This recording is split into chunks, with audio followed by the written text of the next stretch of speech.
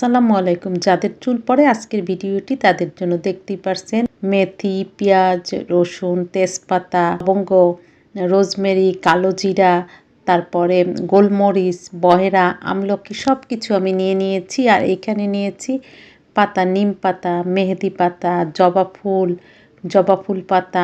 এই পাতাটাকে যেন কি বলে আমি জাস্ট বলতে পারি না।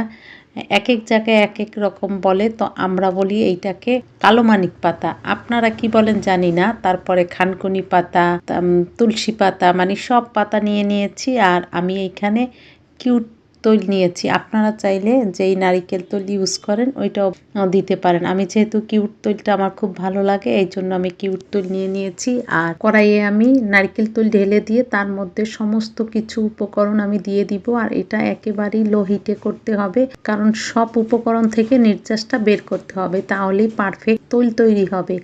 আর যদি আপনারা হাই হিটে করেন তাহলে উপকরণগুলো আর নির্যাসটা কিন্তু বের হবে না। প্রায় 30 থেকে 40 মিনিট সময় লাগবে। তো দেখতেই পারছেন আমি সব উপকরণগুলো দিয়ে ভালোভাবে একটু নেড়ে দিব। আর লো হিটে এটা হতে থাকবে। চুল পড়ার সমস্যা কিন্তু ছেলে মেয়ে উভয়েরই আছে।